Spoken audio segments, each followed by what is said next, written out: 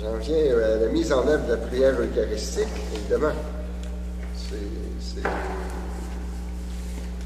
peut-être un peu moins gestué. Est-ce que j'avais une question que je supporte depuis longtemps. Je pense que j'ai la réponse, mais je voudrais être sûr d'avoir la bonne réponse.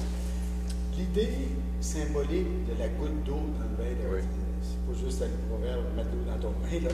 Non, ça veut dire quoi? Pourquoi l'eau est quoi? Alors, c'est la prière qui l'accompagne, qui est une des oraisons du temps de Noël, d'ailleurs. C'est puissions-nous être unis à la divinité de celui qui a pris notre humanité. Au fond, ça traduit à la fois la grandeur de l'initiative de Dieu qui vient à notre rencontre et qui nous fait partager sa divinité. Et nous, la goutte d'eau, c'est la pauvreté, notre condition humaine qui est si petite en regard de la grandeur de la... Ça, c'est le sens chrétien qu'on lui a donné. Chez les Grecs, le christianisme s'est répandu dans le fait. Il était inconcevable de boire du vin sans le couper d'eau. Sans le couper. Oui. Alors, c'était déjà ça. Est-ce qu'il y aurait pu y avoir un genre d'acculturation? Les Juifs ne coupaient pas le vin d'eau. Est-ce qu'il y aurait pu y avoir un genre d'acculturation où on se prêtait aux traditions? Parce que celui qui buvait du vin sans être coupé était considéré comme un ivrogne. Oui, c'est possible qu'il y ait eu interférence entre... Puis éventuellement, ils ont gardé juste... Comme ils ont fait en France, souvent les enfants, ils mettent du vin pour les... Trois quarts de d'eau, puis un quart de vin. Je crois que c'était comme ça. Sauf les Italiens au baptême, qui en mettent sur les gencives. Il ne faut pas que tu pleures. Oui, bon. Oui, alors c'est possible. C'est possible ce que tu mentionnes, cette tradition. Ouais. Mais on a comme donné l'association de la formule là, qui accompagne le geste, comme c'est trop semaine, plus sur le truc. C'est inspiré de celui qui a pris notre humanité. Ouais. C'est une des prières sur les offrandes, je crois, dans la liturgie de Noël, dans les liturgies de Noël. Oui, donc on arrive à la prière eucharistique, qui est supposée être le moment, le cœur, le centre, évidemment, de la liturgie eucharistique, comme l'action de grâce. Hein, c'est l'action de grâce. Et donc, il y a ici le rôle du président est évidemment central, puisqu'il prononce seul la prière eucharistique au nom de toute l'Assemblée. Je vous disais, c'est un double dialogue. Hein? Il y a un dialogue entre l'Assemblée et le président. Cela se voit au début par le dialogue. Le Seigneur soit avec vous.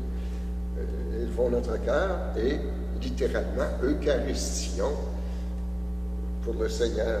Rendons grâce au Seigneur notre Dieu, en grec, Eucharistomène. Donc, rendons grâce au Seigneur. Faisons Eucharistie ensemble. Sauf que là, le président il entre dans un deuxième, et ce dialogue, ce premier dialogue avec l'Assemblée va se terminer à la fin de la prière eucharistique avec l'Amen finale. L'Amen finale, qui est une façon de dire au président, oui, ce que tu viens de dire là, on se reconnaît dans ça, c'est notre prière. Amen. C'est bien vrai, c'est ça qu'on est venu faire, et c'est pour ça que l'Amen finale est si important. Je dirais que moi, ça m'est arrivé une fois, là. Je vous jure, je ne savais plus quoi faire. Aucune réponse à la fin de la prière eucharistique. Aucune réponse. J'étais avec un groupe de jeunes étudiants, là, de 19, 20, 21, 22 ans. Pas un... Vous me connaissez peut-être pas sur ce jour-là, mais je suis malin. J'ai failli tout sacrer ça là, puis m'en aller. Là, j'ai dit, bon, ben, argent, prends sur toi. Ça a été trop fort. ben, Argent, Francis-toi, là, ils ne savent peut-être pas que c'est important, peut-être qu'ils n'ont jamais entendu parler de ça. Mais c'était comme s'ils disaient, non, c'est pas notre Eucharistie. Donc, ça, c'est un premier niveau de dialogue. Il y a un deuxième dialogue. Après le dialogue, l'échange du début, c'est le dialogue entre le prêtre et Dieu. Le président se tient devant le Père pour le glorifier par Jésus-Christ dans l'Esprit Saint. Et donc là, il s'adresse à Dieu. Hein? C'est tu. Il ne s'adresse plus à l'Assemblée. Il s'adresse au Père. Il est debout devant le Père pour proclamer les merveilles de la création et du salut. Et ça, c'est le ministère de présidence, j'allais dire, dans ce qu'il y a de plus profond, de ce qu'il y a de plus essentiel aussi. Alors, c'est quelque chose d'assez marquant. Et là, je dirais, à ce moment-là de la célébration, le ton est un peu solennel, évidemment, compte tenu de ce qui est en train de se passer. Solennel, ça ne veut pas dire emprunté, mais il y a une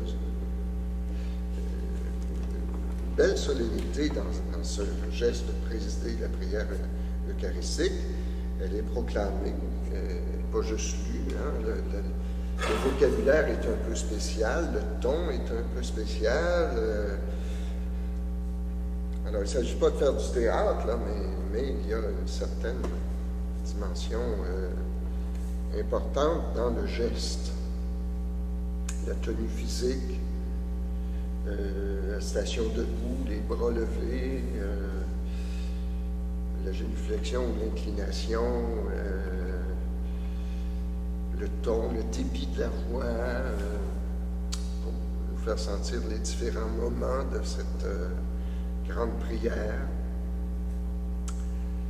Alors, tout ça, dans la façon de rendre la prière eucharistique, le but, évidemment, c'est de faire en sorte que l'Assemblée qui est là entre par la façon dont la prière est proclamée, que l'Assemblée entre aussi dans cette même prière et la fasse sienne. C'est une expression qui revient souvent, ça. L'Assemblée fait sienne la prière. Alors, pour la prière eucharistique, c'est les numéros 78, 79 qui sont sur les feuilles qui en parlent le plus. Ce qui va souvent frapper dans les paroisses, pas ici, mais à quel point la prière eucharistique, elle est garochée. Oui. Elle est 5 minutes, c'est fait. Oui. Tout ça, j'ai un petit festival d'horreur que je pourrais raconter. Je ne raconterai pas parce que ça va être trop long. Mais j'ai tout un petit festival d'horreur à propos des prières eucharistiques. Là, oui. Alors, c'est important. Écoutez, il y a quelque chose de très physique du côté du président de l'Assemblée à ce moment-là. C'est dans son corps, dans son attitude intérieure et extérieure, les deux. Il y a quelque chose de très corporel. On a demandé un jour, c'est un exercice qu'on a fait à l'Office national de liturgie avec des gens de Radio-Canada, des metteurs en scène, des comédiens. Ces gens-là avaient de la difficulté à rendre le texte de la prière eucharistique. C'est une des choses difficiles du point de vue de la voix, de la respiration, et aussi d'y insuffler un certain rythme qui permet à l'Assemblée d'entrer dedans. C'était très drôle parce que nous ont dit, on ne pensait pas que c'était quelque chose de difficile comme ça. C'est vrai, c'est quelque chose de difficile parce qu'en plus, ben, ça correspond aussi, j'allais dire, une qualité de... Ce que tu vis. Oui, c'est ça. C'est sorte de cohérence personnelle dans ce geste-là. Alors, pour ce qui est du président, je vais juste m'arrêter à 2 gestes, parce que je ne veux pas m'étirer sur les gestes. Puis, mais c'est important d'être à l'aise dans sa façon d'agir. Si un gars s'essaye à jouer à comédie là-dedans, là, ça va paraître tout de suite. Il faut rester quand même naturel. Mais 2 gestes, ce qu'on appelle l'élévation et qui n'est pas l'élévation. C'est le récit de l'institution, et là on dit le prêtre montre le pain à l'assemblée. Montre le pain. C'est pas il élève, c'est il montre. Si je dis à quelqu'un, montre-moi qu'est-ce que tu as dans les mains, il va étendre les bras. Il montre le pain. Il montre la coupe. Donc, un premier geste, montrer. Évidemment, quand ta messe était dos à l'assemblée, s'il voulait montrer, il fallait qu'il élève au-dessus de la tête. Mais, parce qu'il y en a une élévation, mais c'est pas là, c'est pas au récit de l'institution, c'est pas au moment qu'on appelle la consécration. Le moment de l'élévation, c'est la fin à la doxologie. On dit le prêtre élève le pain et la coupe, par lui, avec lui et en lui, il met ou le si au-dessus du calice, ou bien il prend la patène et l'élève. Alors c'est là qu'a lieu le geste vraiment de l'élévation, c'est à la fin, à la doxologie. Est-ce que ça appelle rapport à quelque chose qui est dans toute la tradition comme encore plus fondamental entre l'idée de l'importance de l'Eucharistie, par exemple? Dans le temps que tu avais le jeûne, beaucoup, il avait fait le train, puis il avait mangé, il ne pouvait pas aller bon. Et puis, l'idée, l'importance d'avoir vu, voir les reliques, voir le corps du Christ. Et ça, je l'entends encore. Une femme qui vient ici à la messe, elle dit, moi, je n'aimais pas le curé de Saint-Denis, ben là, il est plus là.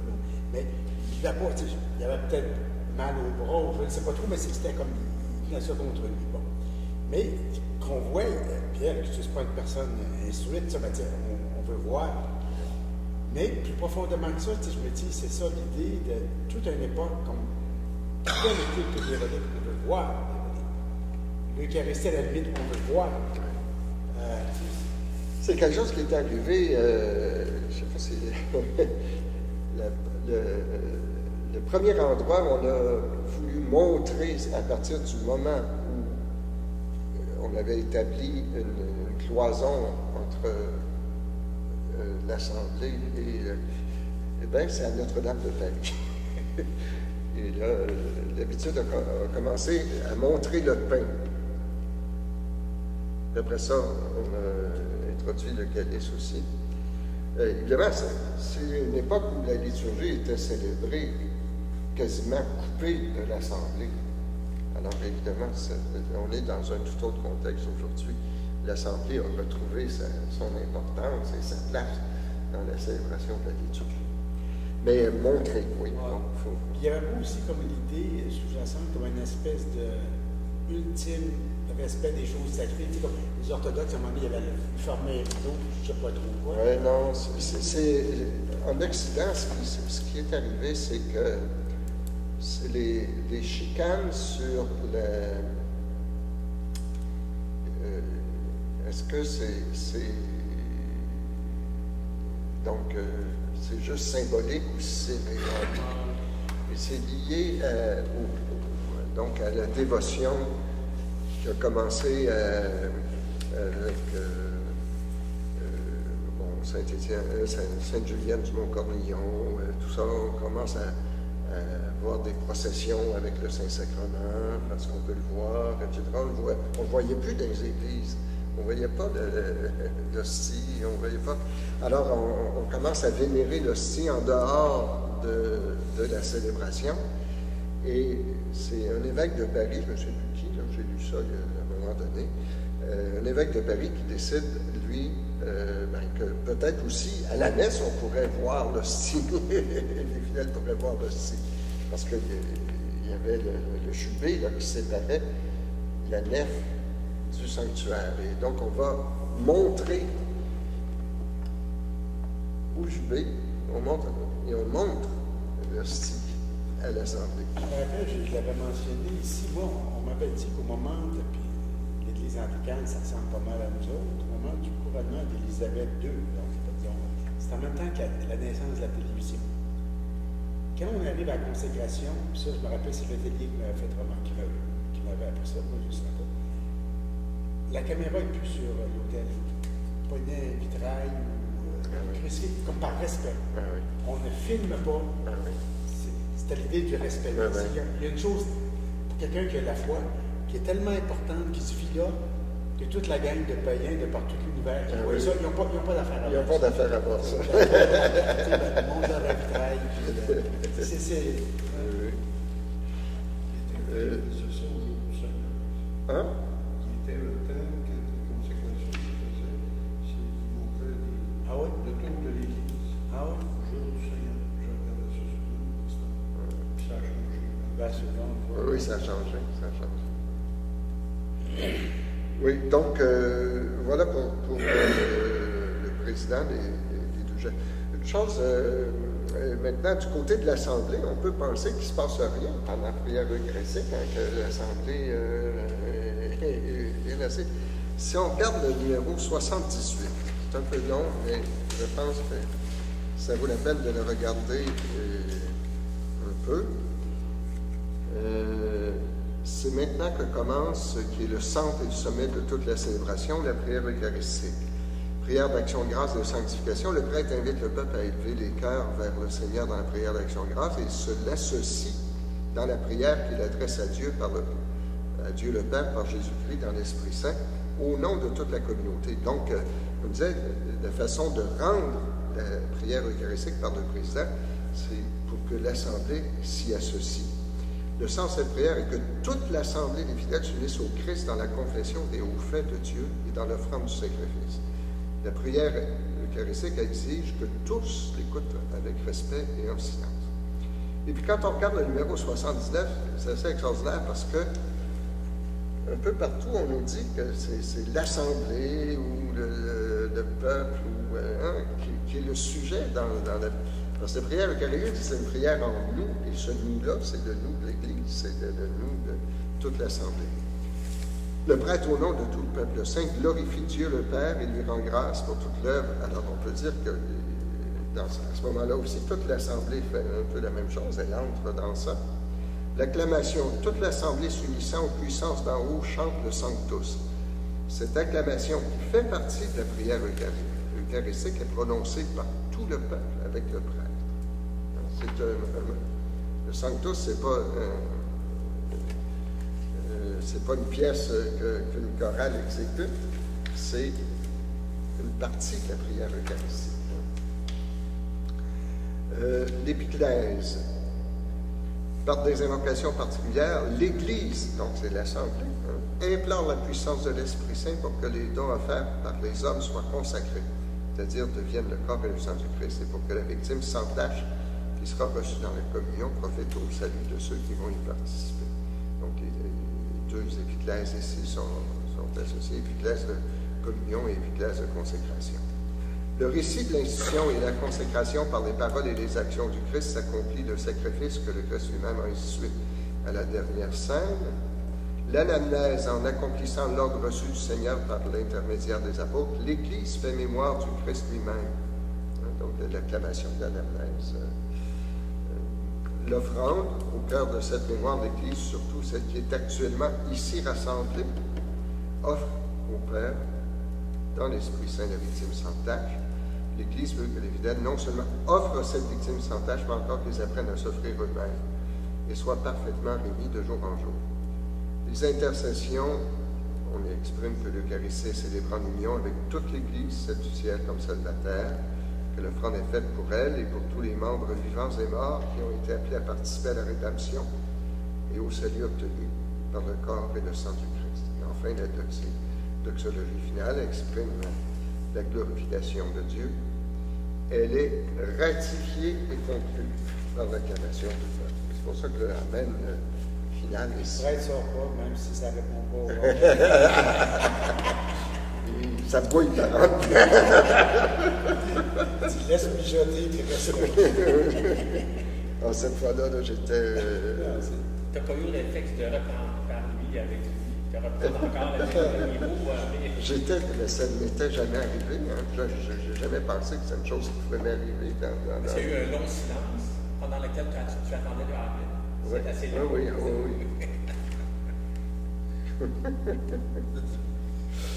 Je me suis dit peut-être qu'ils ont trop veillé la veille au soir. Ce qui est comme un peu décevant, quand tu fais une célébration, mettons, tu as des funérailles, là, puis telle personne la connaît, ben, elle pratique tous les dimanches, ben, c'est ses réponses, elle sait quoi répondre. Oui, mais là, avec les autres, pas un mot. Oui, ça arrive, ça aussi. Ouais. Ça m'est déjà arrivé, ça aussi. Oui. Mais je suis convaincu que dans les années 70, il y a eu beaucoup d'efforts faits pour expliquer les changements d'œuvre. Depuis ce temps-là, qui le fait? On entend jamais. Là, les personnes qui sont là, ils apprennent par routine, ça se passe comme ça, mais le pourquoi, ils ne savent pas. Bon, c'est comme quand tu donnes la communion à quelqu'un, le corps du Christ, merci. Oui. Puis tu sais, tu n'avais une femme, j'ai dit, écoute, là, après ça, tu sais, elle est arrivée sur le dimanche, j'ai dit, c'est pas un bonbon, je t'ai donné. Tu sais, quand je dis le corps du Christ, là, ton maître veut dire, oui, je crois que c'est vraiment ça que je reçois. C'est pas. Mais tu sais, une personne très simple, ça, ben, elle dit merci quand on te donne quelque chose. Ben, je lui ai donné quelque chose. Ben, elle dit merci, mais là, elle dit son. Tu sais, c'est ça. Je pense que. Il est prévu d'ailleurs que l'homélie puisse porter sur les éléments de la célébration. Et je me disais des fois, là, comme là, on va célébrer au mois de décembre prochain le 50e anniversaire de la Constitution sur la liturgie. C'est peut-être pas mauvais de prendre ce prétexte-là puis de redonner un peu de formation. Parce que je pense effectivement qu'il y a des choses qui n'ont pas été intégrées. Puis, souvent, moi, je me dis qu'il y a comme aussi le respect, souvent, de la personne sainte qui est devant toi. Elle n'a probablement pas un doctorat en théologie. Il y a des raisons pour lesquelles elle fait ça. Par exemple, bon, il y a des personnes qui ne vont pas communier. Il y a peut-être une situation matrimoniale, en tout cas, ça. Je respecte ça. Mais, par exemple, puis tu viens quand tu as le sens de l'observation, tu connais, ça fait quelques années que tu es curé de ta paroisse. Tu sais, quelqu'un ne vient jamais à communion. Mais il est là tous les dimanches. Puis au moment de la communion, là, il va lever la vie. Tu sais, il y a de quoi que je respecte, c'est important. Comme notre piéta qui est là, tu sais, c'est bon. Mais quand tu es là tous les dimanches, puis tu accueilles le monde, puis tu vois la dévotion que certains ont, jamais moi je l'ouvrais la piéta, tu sais, puis il embrasse le pied, puis il appogne par un pied, là, puis il abrasse, tu sais, il parle. Qui suis-je, moi, pour m'opposer à ça? Il y a de quoi de beau, tu sais. Puis même quelqu'un qui, par exemple, pour une raison, puis c'est toujours la même personne, s'assit dans le dernier multibanc. C'est rare que c'est plein à capacité qu'il a été obligé de te mettre dans le. Mais tu sais, est-ce que je dois pas aussi, moi, comme pasteur, respecter ça? La personne qui va être dans le dernier banc, il y a de quoi à respecter pour ça aussi. Moi, j'ai jamais, tu sais, sinon, c'est contrôler les gens, tu sais, comme on a tellement envie de mettre des cordes dans le péché. Voyons, là. Calme-toi cool, quand même. Voilà, dans le dos, le dimanche, j'ai manqué ça. Je lui donne la communion. Il a envie de voir pas d'emmène à dire. Il s'en va pas comme si rien n'était. Il répond pas, il répond absolument rien. Je pense que la question de la formation reste bien importante parce que on consent individuellement, là, c'est normal, on est constitué comme ça. on va accepter de faire quelque chose si on comprend pourquoi.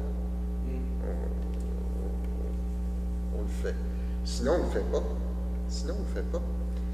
Et c'est vrai aussi, c'est pas parce qu'en liturgie, on va dire à l'Assemblée, il faut faire ci, il faut faire ça, qu'ils vont le faire. Ils vont le faire. Les gens vont le faire s'ils comprennent le sens de ça et que ça a du sens pour eux. Là, ils vont le faire. Donc, c'est pour ça que la question de la formation reste un défi. Je pense que ça pourrait être un projet du comité de liturgie. L'année prochaine, je vais profiter du 50e anniversaire et puis avoir un plan d'action, profiter, comme tu dis, que c'est permis de faire, c'est prévu qu'on puisse le faire dans le midi. On peut aussi avoir d'autres formats, avoir un ensemble d'actions qui fait qu'on soit informé. On peut mettre un petit mot dans le feuillet, on peut faire d'autres rencontres, on peut profiter de midi, et puis pas juste une fois, je pense qu'il faut morceau par morceau, parce que sinon ça fait trop de choses à digérer. Là, je ne sais pas par cœur quel est le calendrier liturgique de l'an prochain. Là. Moi, je dois voir ce que j'ai été pendant 14 ans. On profitait là, des dimanches après le temps de Noël, avant le carême. On se réservait toujours, quand il y avait assez de dimanches pour ça, là, 2 ou 3 dimanches. Puis chaque année, on faisait quelque chose en liturgie dans les homélies à ce moment-là. Alors, c'était un rythme qu'on s'était donné, attirer l'attention. Comme une année, c'était uniquement sur le sens de la prière eucharistique. À un moment donné, ça a été pour expliquer d'autres parties de la célébration.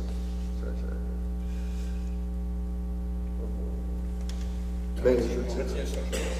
Oui, puis avec le comité pastoral, on va voir ce qu'on pourrait faire. C'est plus la liturgie que la pastorale. Je reviens à la prière eucharistique parce que si je veux finir mon affaire, je vais vous ramener un peu. J'ai évoqué l'Assemblée. L'Assemblée, évidemment, là, j'ai surtout parlé du fait qu'elle écoutait et elle entre, autant que faire se peut, dans la dynamique de la prière eucharistique. Mais elle a, même si elle n'a pas beaucoup la parole, elle a quand même quelques interventions. On a évoqué le chant du Sanctus, qui est un chant important. Hein, c'est un des chants pour lesquels il n'est absolument pas mentionné que la chorale puisse l'exécuter seule. C'est toute l'Assemblée, avec le président de l'Assemblée.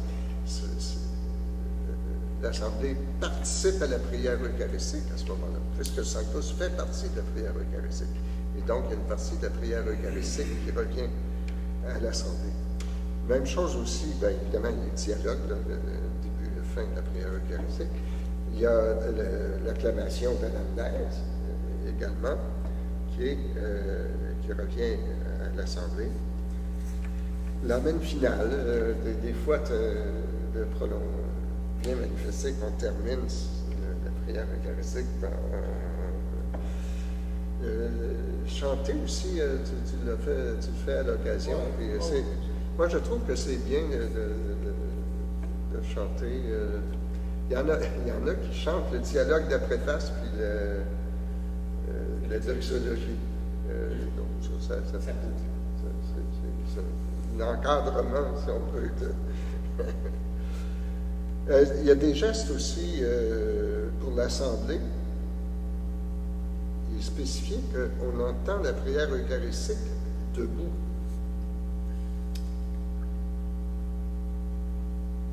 Pas tout le monde qui est sauf pour le récit de l'institution où on se met à genoux.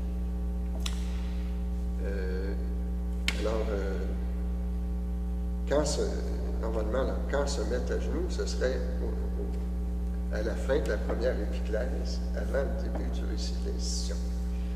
Ça, c'est bien dur. La chicane est pognée à travers le Canada sur cette affaire-là. Dans le prion dominical, maintenant, ils ont mis la rubrique là, à genoux, mais juste au récit de l'institution.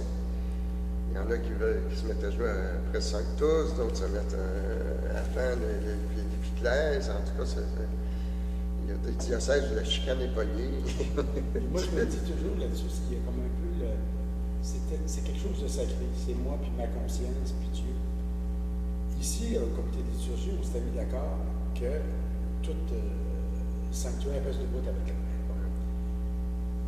Olivier, que je respecte, il m'a demandé, donc ça veut dire que c'est quelque chose de profond, c'est pas juste un détail pour lui. Est-ce que je peux, durant la consécration, me reculer dans la sacristie, me mettre à genoux là? Les gens tu as le respect de la personne aussi. Moi, je me dis, il faut y aller mollo là-dessus. Tu sais, quand quelqu'un, toute sa vie, était à genoux tout le temps, là, reste debout, là, ils ont l'impression qu'ils font quelque chose de mal. Moi, personnellement, ça ne me dérange pas qu'il y ait debout, à genoux, assis, n'importe quoi.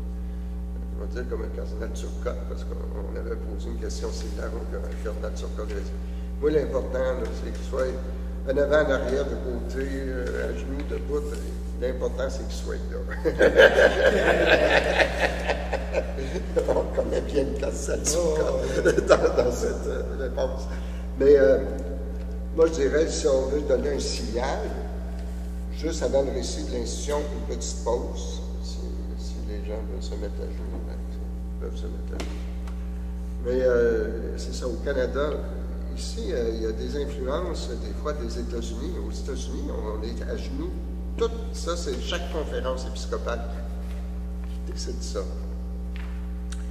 Aux États-Unis, ils sont à genoux toute la prière eucharistique.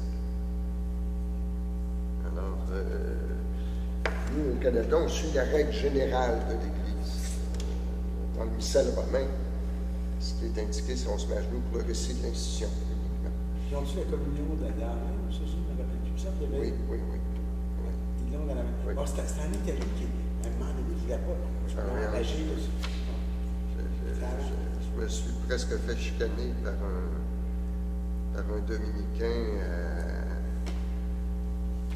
qui était passé. À Sienne. Une espèce de conservateur. Mais je sais qu'il y avait, par exemple, comme au Vatican même, on le disait, moi je me rappelle dans mon temps, la communion, c'est sur la langue. Oui. Parce que l'idée, c'était, c'est bon. Là, c'est un souvenir du Père. C'était plus important de garder le souvenir du Père et emmener ça, parce que c'est le Pape qui me l'a donné, mettons. Le baptême, c'est quand même le corps du Christ. C'est comme, entre là, il avait dit, là, puis il te dit, si tu donnes la communion au Vatican, là, c'est sur la langue. Ben non, tu ne la donnes pas. Ah oui, j'ai vu ça. J'ai présenté mes mains. Je vous ramène au sujet. Je vous ramène parce que vous allez vouloir aller manger, je suppose. La mise en œuvre des rites de communion, parce que là, il y en a long. Il y en a long.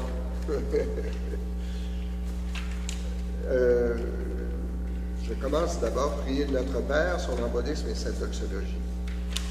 Alors, en fait, le Notre Père se déroule en 4 temps. L'invitation du prêtre, le Notre Père lui-même, on dit tous ensemble, l'embolisme, qui est la prière, là, délivre-nous de tout mal, Seigneur, et donne la paix, qui est le développement de la dernière demande du Notre Père, et la doxologie, car c'est à toi qu'appartient le règne, la puissance et la gloire. Et ça, au fond, c'est comme une seule prière tout ensemble. Des fois, on a l'impression que c'est des morceaux séparés. Voilà, la doxologie, car c'est à toi qu'appartient, c'est la conclusion du Notre Père. Et de fait, il y a des moments où on peut dire le Notre Père sans délivre-nous de tout mal, et on a la doxologie qui est tout de suite accolée. Et on peut faire ça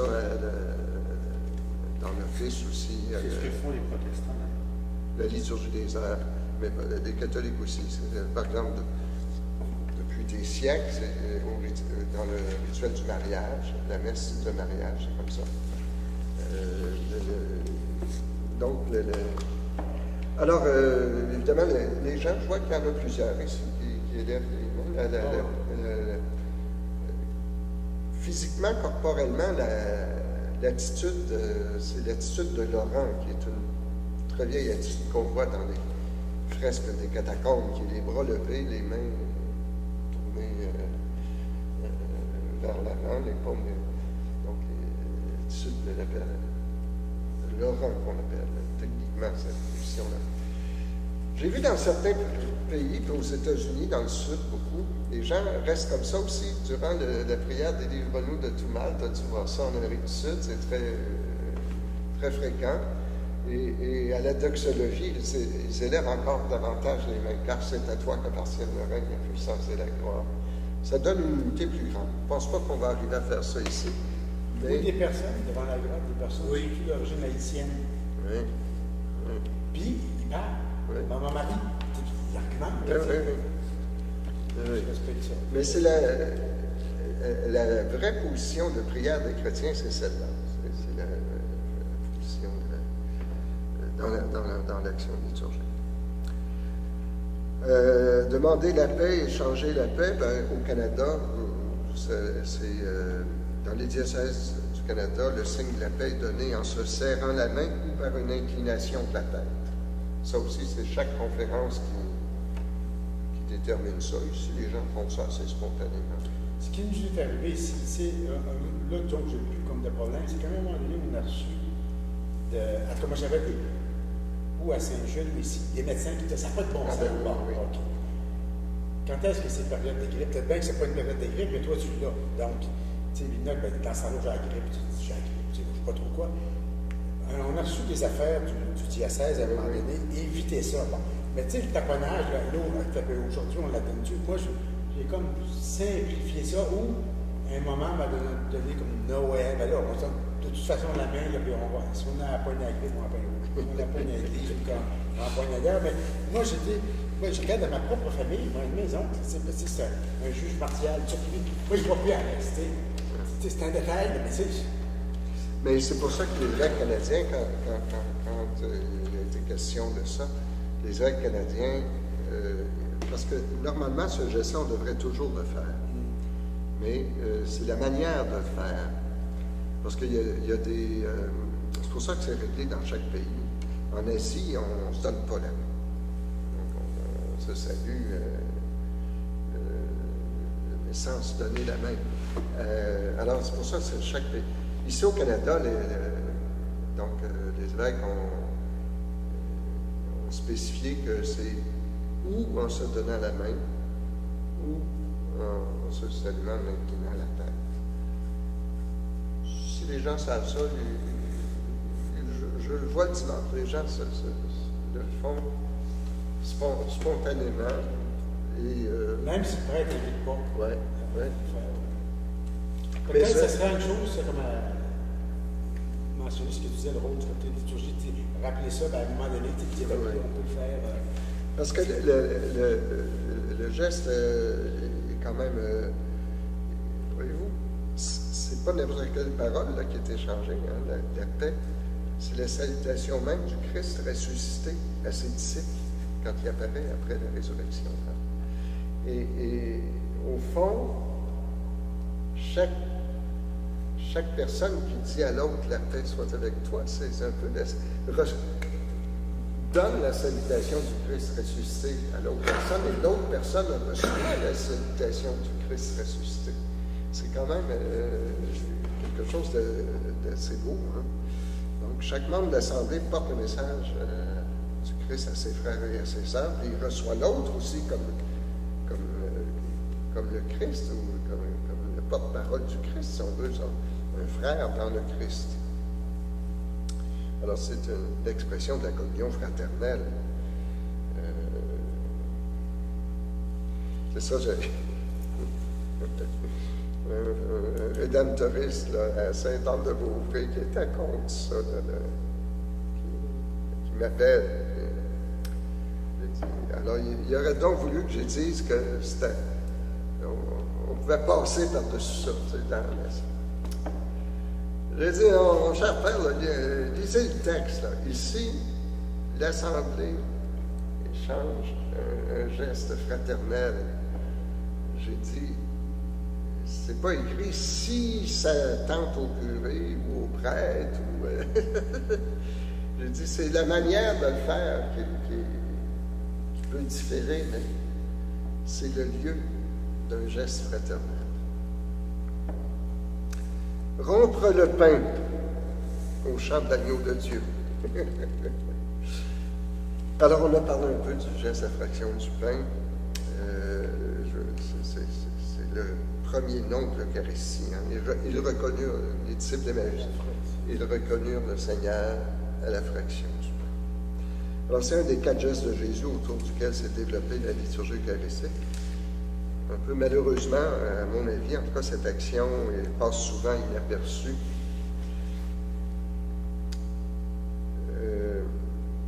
Sa portée symbolique est assez importante.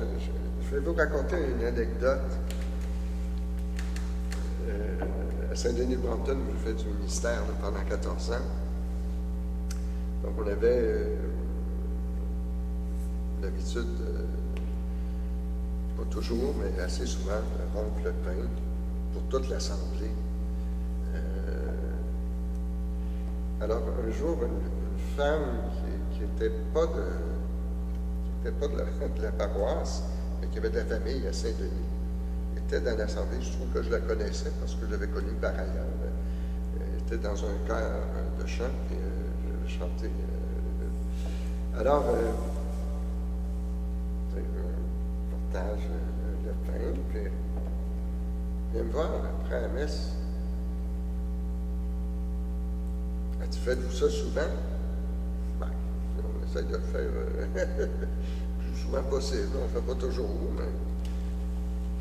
Elle dit, sais-tu, elle dit, je trouve ça beau, elle dit, il me semble, elle dit, j'ai senti qu'on était tous égales, qu'on mangeait la même chose à tout le monde. Elle dit, c'est la première fois, elle dit, je pense que je communie pas avec les restes d'une autre messe. Avec les restes d'une autre messe. Ça fait réfléchir quand même. Hein? Ça fait réfléchir. Des fois, je dis un peu à la blague, là, imaginez que sur chaque hostie s'imprime au moment de la consécration la date de consécration. Impossible. Oui, c'est impossible. Mais imaginez. Mais sauf qu'ici, on le fait ça ici.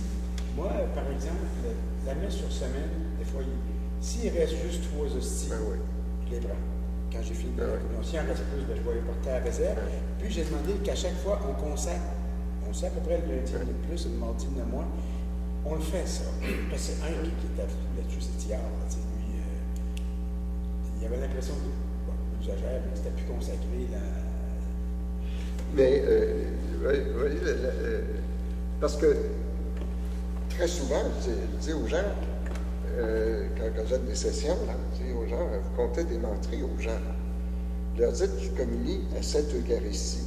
J'ai dit, ils ne communient pas à cette Eucharistie, ils communient à celle de jeudi passé, de peut-être dimanche il y a 2 semaines. C'est une des instances de la nouvelle édition du missel. On devrait communier, comme le prêtre est tenu de le faire lui-même, avec les dons consacrés au cours de cette messe-là. Autrement, on communie à une messe, on appelle ça techniquement en liturgie la messe des pré-sanctifiés.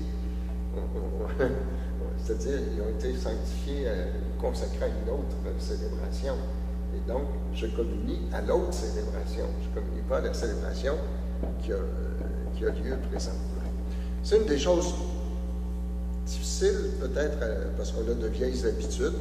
C'est peut-être une chose difficile à faire, à réaliser. Mais je pense que c'est faisable.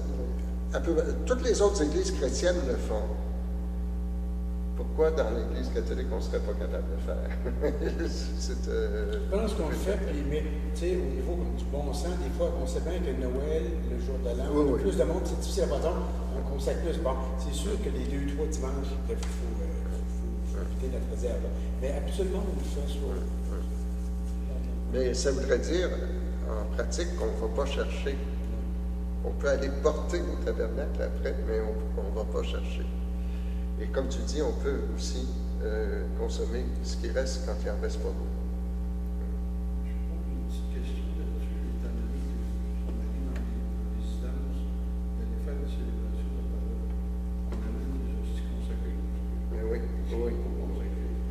La réserve, c'est pour ça, c'est pour les malades et donner la communion en viatique. Alors, des fois, je dis, oh, il y a beaucoup de malades dans votre paroisse. Il y a beaucoup de monde qui va mourir.